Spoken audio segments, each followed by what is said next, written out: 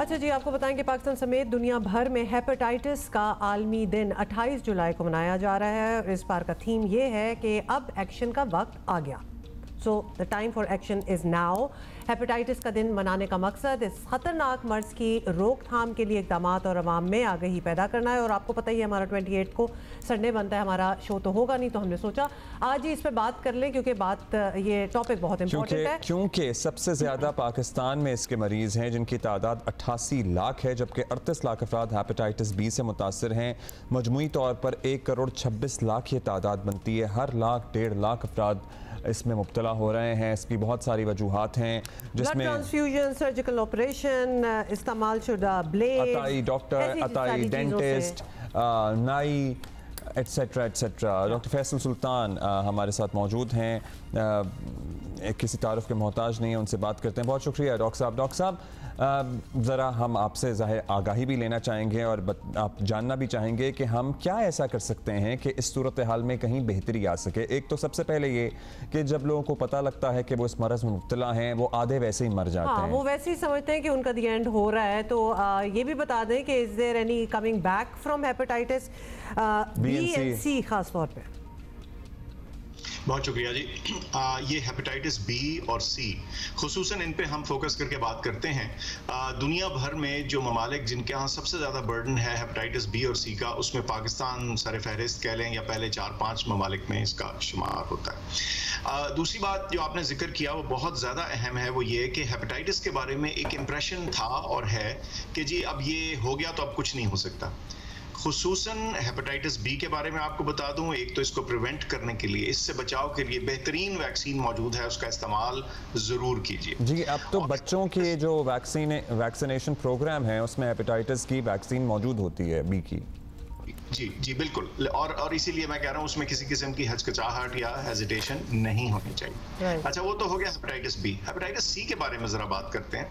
एक वक्त था कि हेपेटाइटिस सी का इलाज या था नहीं या इतना महंगा था और मुश्किल था और उसमें जो सक्सेस की रेशो थी वो कम थी। आज ये दिन है कि हेपेटाइटिस सी का इलाज मुकम्मल तौर पे दवाइयों पे आ गया, यानी उसमें कोई इंजेक्शन नहीं लगने, सेफ दवाइयाँ हैं और क्योर रेट्स जो हैं वो 98-99% के करीब उसमें पहुंच चुके हैं। इन अदर वर्ड्स, अगर किसी को हेपेटाइटिस सी हो भी जाए तो उसका बर वक्त इलाज जो है वो किया जाए तो 99%-98% चांस है कि वो क्योर हो जाएगा, मुकम्मल तौर पे ख़त्म हो जाएगा। तो किसी किस्म की जो पेसिमिज्म है, ये जो कसमपुरसी में हम शामिल, वो नहीं, उसकी कोई ना जगह रही है ना उसका जवाज रहा। क्या इसका इलाज बहुत महंगा है? क्योंकि ज़ाहिर है आपको पता ही है हमारे मौशी हालात क्या हैं और ज़्यादातर ऐसा लगता है कि गरीब आदमी जो पहले ही इतने मुश्किल में घिरा हुआ है, अगर उसको हो जाए तो वो तो नहीं अफोर्ड कर पाता कुछ भी।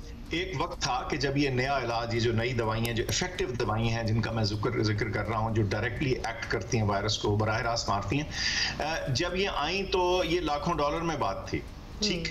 आज ये हज़ारों रुपयों की बात है और इसमें जो रिसर्च हुई है और जो फार्मा इंडस्ट्री ने इसमें काम किया है और ग्लोबल एंटिटीज़ जो हैं जिन्होंने हेपेटाइटिस को ख़त्म करने के लिए अपना मिशन संभाल रखा है, उन सब की मिल के एफर्ट से इसकी कीमत जो है वो बहुत एक अफोर्डेबल लेवल पे आ चुकी है। और बहुत से मुख्तलिफ इदारे भी हैं, ऑर्गेनाइजेशंस भी हैं जो इसमें मावनत करती हैं आपके इलाज का, अगर आप खुद ना करवा सकें। अच्छा डॉक्टर साहब, कोई ऐसा मॉडल, कोई एग्जाम्पल किसी मुल्क का हमारे पास है जहां उन्होंने बड़ी अच्छी तरह हेपेटाइटिस सी को ख़त्म कर दिया हो, एलिमिनेट कर दिया हो? हेपेटाइटिस सी की एलिमिनेशन का एक मौजूदा मॉडल है जो इतना ज़बरदस्त सक्सेस है कि मैं आपको बता नहीं सकता, और दुनिया इस पे बात कर रही है और हेपेटाइटिस की दुनिया में उसको एक एग्जाम्पल के तौर पर रखा जा रहा है। वो है मिस्र, इजिप्ट। क्या किया? इजिप्ट में हेपेटाइटिस की शरह हमसे ज़्यादा थी। इजिप्ट ऐसा मुल्क था कि एक वक्त के जो प्रेसिडेंशियल कैंडिडेट थे, शायद 5, उनमें से शायद 4 ऐसे थे जिनको हेपेटाइटिस था, यानी ये हाल था उनके हेपेटाइटिस का। फिर उन्होंने एक कौमी प्रोग्राम तरतीब दिया जिसमें सारी पॉपुलेशन को उन्होंने स्क्रीन किया, उसमें से जो पॉजिटिव आए उनको टेस्ट करके उनका इलाज किया। 98-99% लोग जो हैं वो क्योर हो गए और इजिप्ट जो टॉप ममालिक की लिस्ट है उससे गायब हो गया। और दुनिया में ये एग्जाम्पल कोट हो रही है और हर एक की नज़र अब किधर है? हर एक की नजर अब पाकिस्तान पे है। लेकिन डॉक्टर साहब, आप इमेजिन कर सकते हैं कि पाकिस्तान में पूरी आवाम को टेस्ट किया जाए, और हम इजिप्ट का एग्जाम्पल लेते हुए और फिर हम उस बात से आगे बढ़े? Do you see that happening? Is it even doable? It is completely doable. थोड़ा पैसा और एफर्ट लगाने की ज़रूरत है, लेकिन ये जो इन्वेस्टमेंट होगी हमारी पब्लिक हेल्थ में, ये वेल वर्थ दी एफर्ट होगी। आप ये देखिए कि कोविड में नहीं पैसा लगा, इन्वेस्ट किया आपने, सिस्टम्स में इन्वेस्ट किया, वैक्सीन लाए, लोगों को एजुकेट किया, वैक्सीनेशन सिस्टम को रोल आउट किया, हो गया ना। यहाँ भी हो सकता है। और मैं समझता हूँ कि पाकिस्तान की पे नज़र है सारी दुनिया की, वो लोग समझते हैं कि यहाँ ये डूएबल है। देखिए, डिटेक्ट करने के तरीके मौजूद हैं, इलाज के तरीके मौजूद हैं, इलाज इफेक्टिव है, सेफ है, क्या रह गया? डॉक्टर साहब, हमारे यहाँ ये जिन मराकज़ से फैलता है, जाहिर है चाहे वो अताई डॉक्टर हों, सर्जरीज हों, या फिर सबसे ज़्यादा तो दंदान साज, मतलब गली कोनों में बैठे हुए हैं, स्टरलाइजेशन का कोई पता नहीं है, कोई सिस्टम नहीं है। हम तो अभी उसकी रेगुलेशन की तरफ नहीं आए हैं। अब प्रिवेंशन पे आ जाते हैं जी।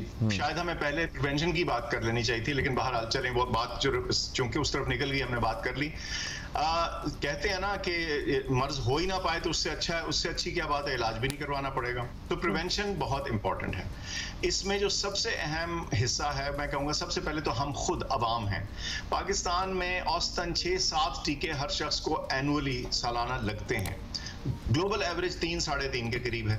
इसका मतलब है कि बहुत सारे जो इंजेक्शन और टीके हमारे मुल्क में लग रहे हैं वो अननेसेसरी हैं। तो एक तो हमने अपना ये जो हेल्थ सीकिंग बिहेवियर है इसको चेंज करना है, आवाम को एजुकेट करना है कि सिर्फ इंजेक्शन उस सूरत में लगना है जहां वाकई ज़रूरत है, जहां दूसरी दवा से उसका इलाज होता हो, इंजेक्शन की ज़रूरत नहीं।